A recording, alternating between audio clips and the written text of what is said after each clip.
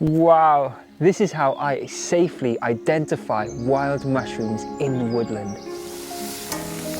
And cook and eat them. Smells so good. You ready to taste? Yes. So good. This is a life. So grateful.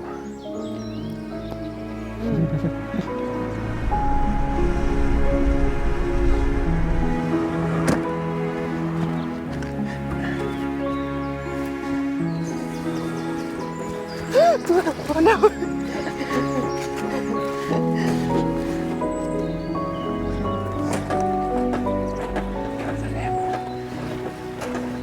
All right, let's get into the woodland. So I've been foraging for the last 4 years now, and I've learned quite a lot of tips along the way as a beginner forager, and I'm hoping today's video will help you guys, if you're getting into foraging, learn how to pick mushrooms safely. So we're in the beautiful Welsh woodland. It sounds amazing. You can hear the birds. You've got the moss all over the floor like a carpet. And I'm hoping today we're going to find some mushrooms, aren't we? I hope so. All right, let's go looking.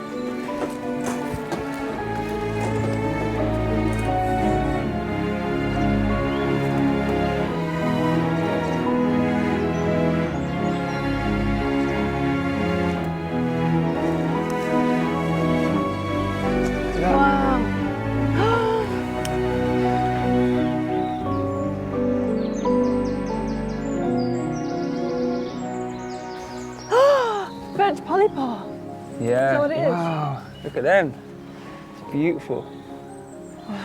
All right, so this is the most important point. It's about mushroom identification. I really cannot recommend enough coming out to the woodlands when you start mushroom foraging or any foraging of any kind, coming with an expert. You may think it's hard to find experts, but they're everywhere. There's mushroom fanatics that do this for a living that you can search in your local area, and they will take you out foraging and guide you. I've been doing this for the last 4 years, I said, and I've come with some amazing friends who are pretty much experts on mushroom foraging, from my friend Rue to Tom's mum and other people. And in the meantime, I've been like a fanatic myself by reading books and learning as much as I can about mushrooms. I think books are another amazing way to learn. Like a book like this, it's got photos of every mushroom that it details. Now, obviously in different parts of the world, you're going to find different types of fungi and mushrooms growing. So choose a book that's specific to your area, but I'll pop my favorite books beneath this video and you can get them if you like.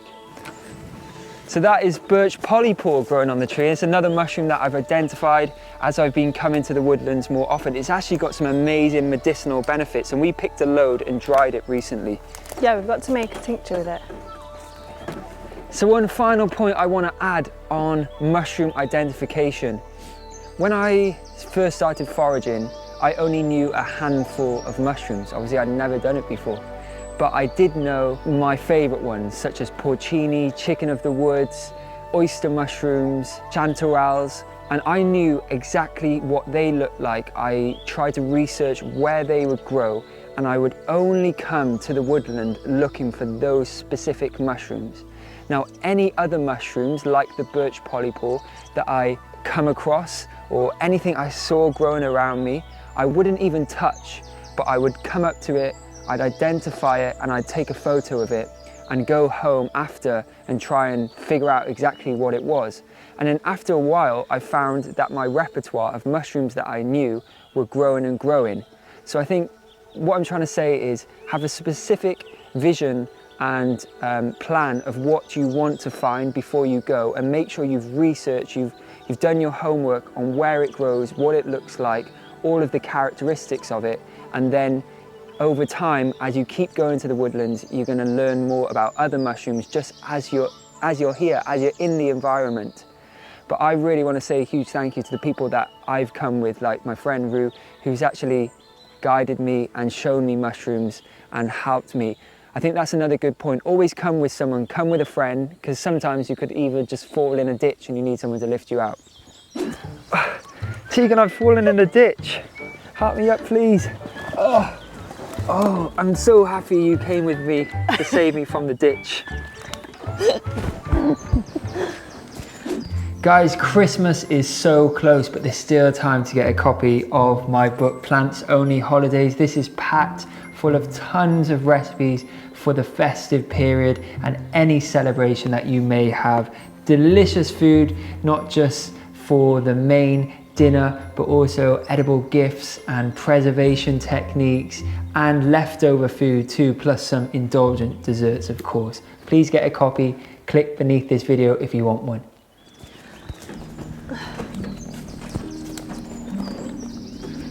Oh wow.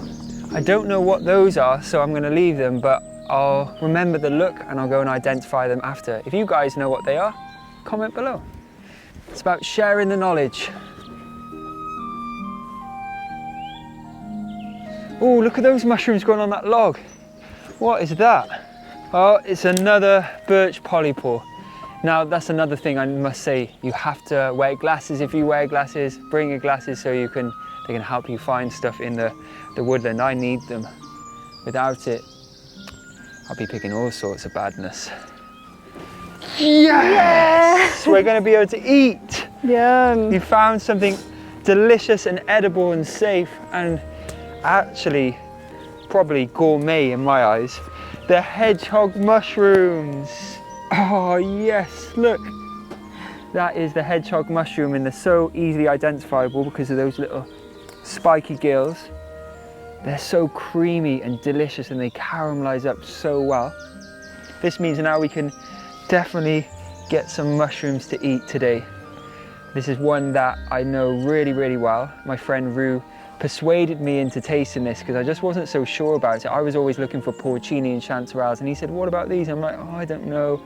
But as soon as I started tasting them, they are so delicious. I'm so grateful for them. So yummy. Yeah, so we'll collect a few of these.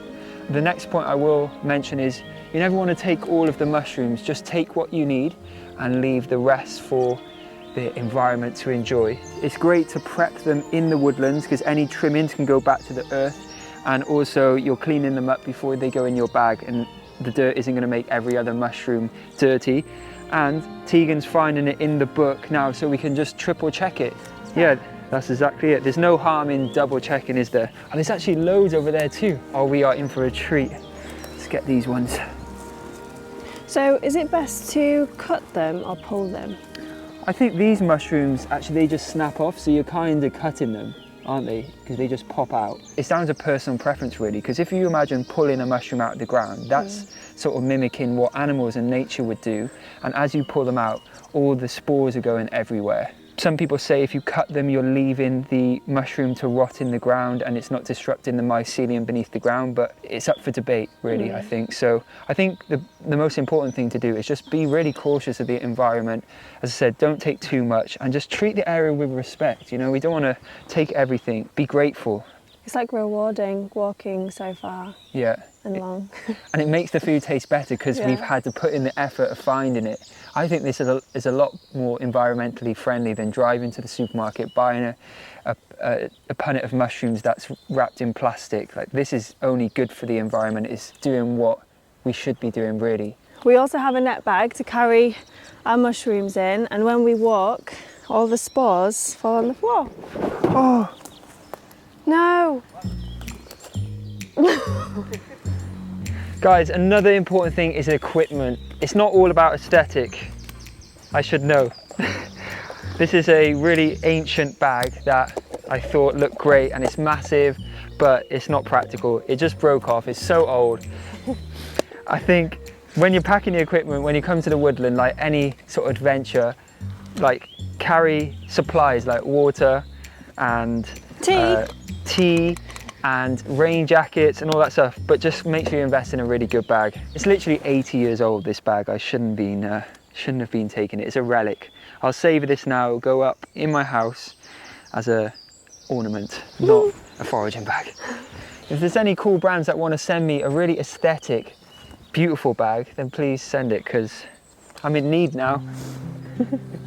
Even though this is a bit of disaster, the bag's heavy because I got my stove in there. We're going to cook up some of these lovely hedgehog mushrooms now. So I'll find a base and Tegan's gonna get a couple more mushrooms for us to make a delicious brunch in the woods.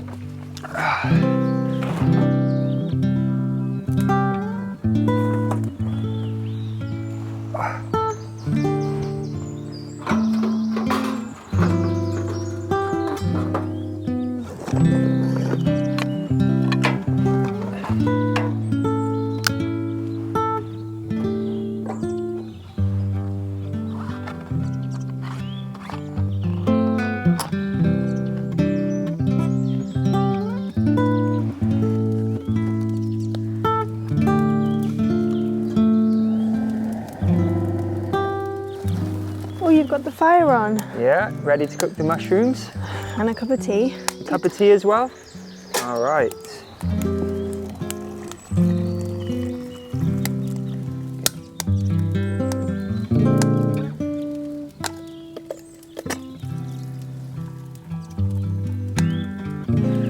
Ah, yes. Oh no, you first, ladies first. Thanks.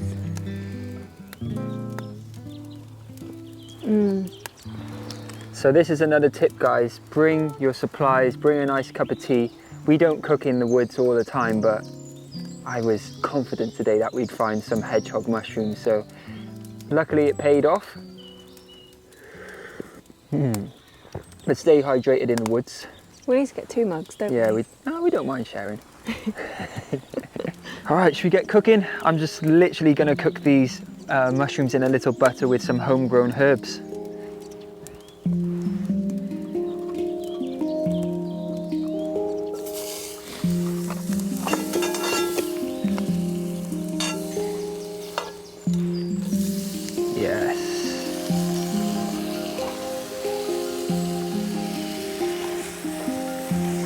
This looks like a lot of mushrooms in the pan, but they really shrink down, don't they?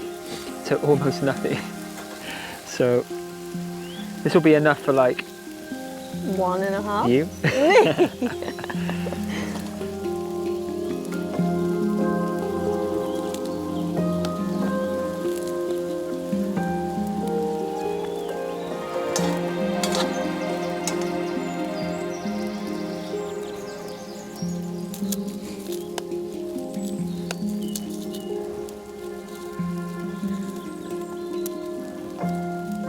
This is looking unbelievable. These hedgehog mushrooms have a lot of moisture in them, so it's important to cook that down and they'll caramelize up. To help that along, I add a pinch of salt and pepper.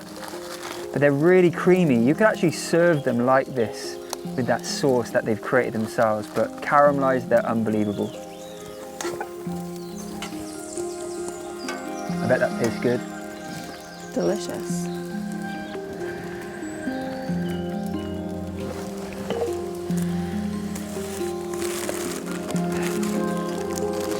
That looks amazing.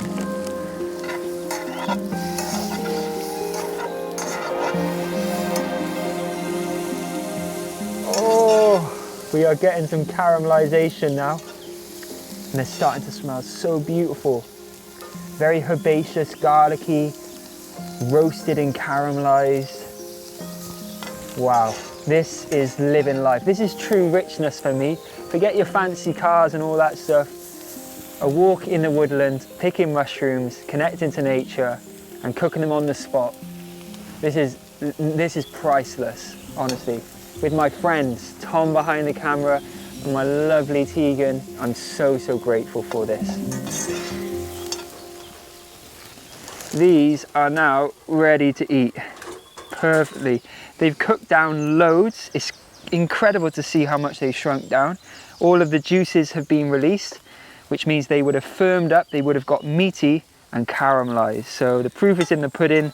Let's give our foraged hedgehog mushrooms a taste in the woodland. Oh my gosh, it smells so good. You ready to taste? Yes. I've got you the most caramelized, meatiest one. Look at that, the caramelization. Here you go. Good? So good. Really? Wow. All right, here's my one to taste. Oh my god, that's so good. Can I have another one? Oh my God, guys, I cannot express the joy in that. They are so delicious, so meaty. I can't believe this isn't a popular mushroom in the supermarkets. I'm glad it isn't. I'm glad it's a sort of hidden secret mushroom.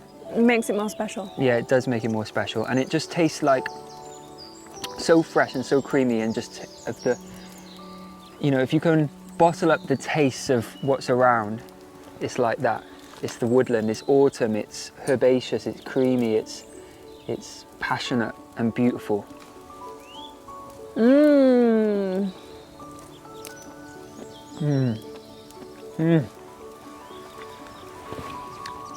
When you come to my restaurant in the future, when I finally open it, expect beautiful forage woodland mushrooms on the menu, cooked just so simply like this over fire.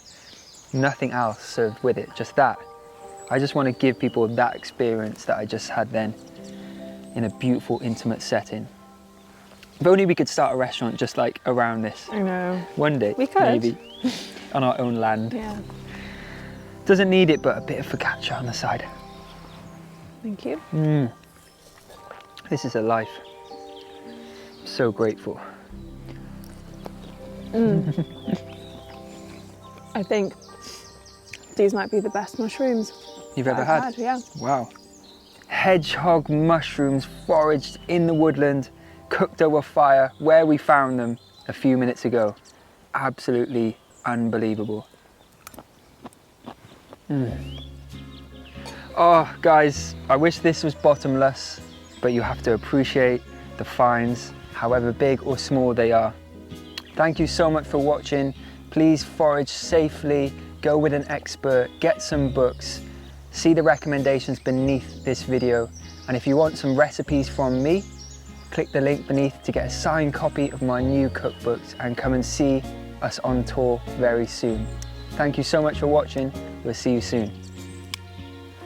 We did it. We did it. Let's enjoy. Leave some for me. Come.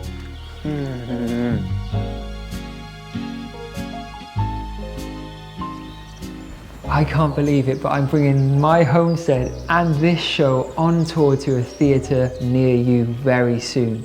Be prepared for the most intimate, magical, passionate evening where all of us guys, like-minded people, are going to come together and just have the best time. I can't wait to meet you guys, so please can you think about supporting the channel and come along to one of the evenings by clicking the link beneath this video to get a ticket, and I'll see you there. Can't wait.